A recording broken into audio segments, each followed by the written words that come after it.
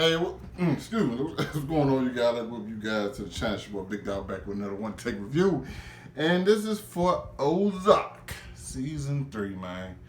And a couple of my friends told me this was the best season of Ozark, and a lot of critics say this is the best season of Ozark because, you know, they let certain people just go on and do their thing, and some people got the chance to shine more and whoop-de-whoop. To me, it fell in line with all the other seasons, okay? But one thing I think I'm coming to realize about the show is that the show is becoming kind of predictable in a sense. It's like, hey, we're gonna give you this twist.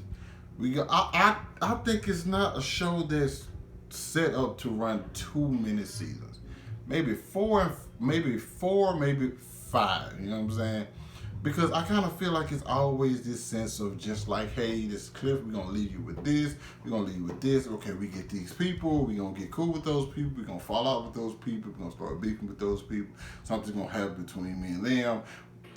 Wendy's going to do something that Marty doesn't like, Marty's going to do something that Wendy don't like, they're going to keep secrets from each other, and it just kind of like rinse and repeat at something, and it's kind of getting like repetitive, and so there's times where like you kind of get invested, but it's like certain characters you are introduced to, and you kind of know like, this guy, he's just gonna be here for a little bit. He's not gonna like have any longevity, and that's kind of how I felt with like Ben. I knew the character of Ben the moment I saw him. I knew like, hey, these guys gonna be a liability.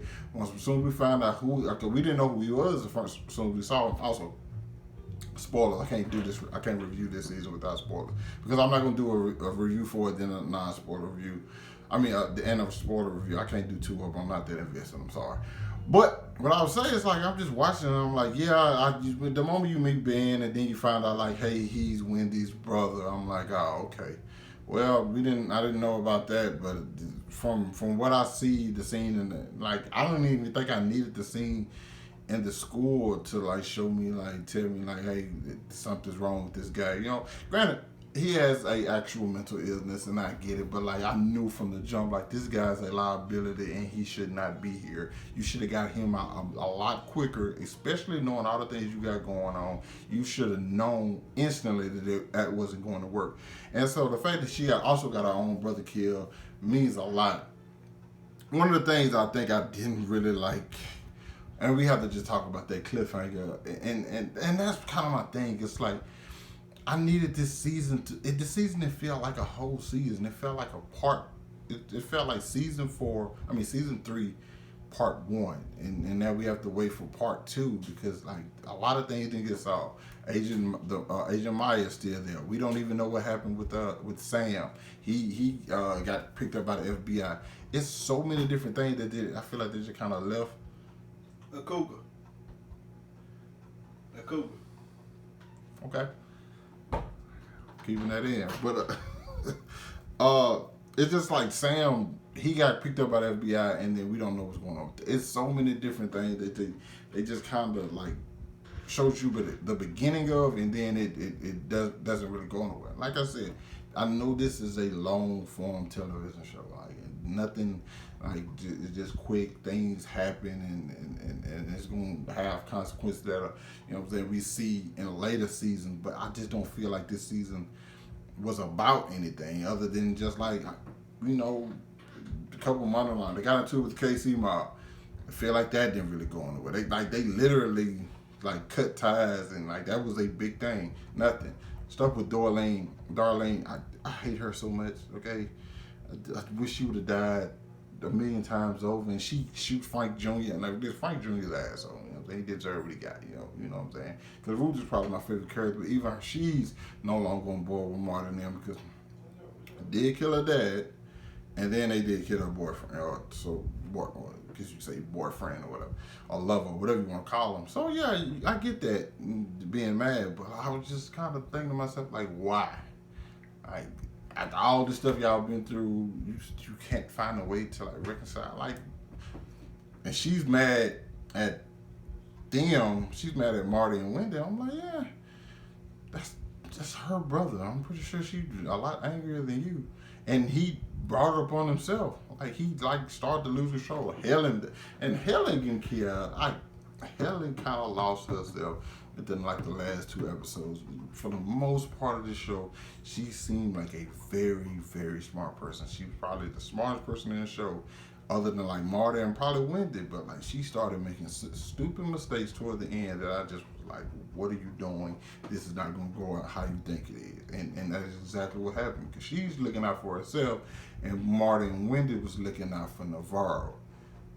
So of course he's gonna go with that. Like they trying to set up things for his family. You know, they trying to get the other drug cartel taken out. It's like of course they're gonna look out for him. I mean, he's gonna look out for them. And she just was. She made some plays, and I kind of feel like what was the point of having a daughter there other than to like expose what was going on, and like have that the whole sense of like I knew she didn't get along with her family. Like it's just I don't know, so many inconsistencies with me with this season to me.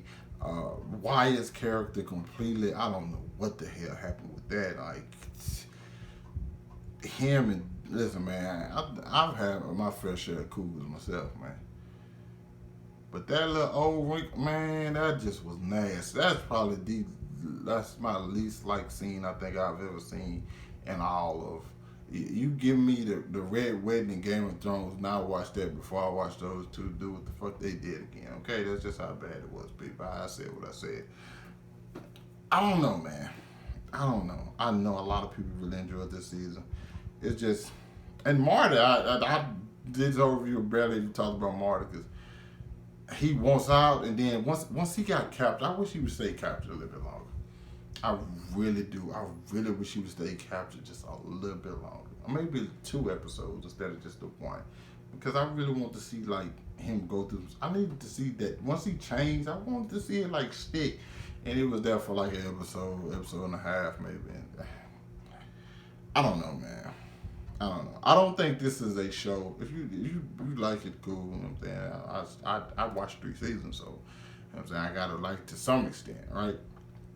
But I must say, I don't think this is something that I would.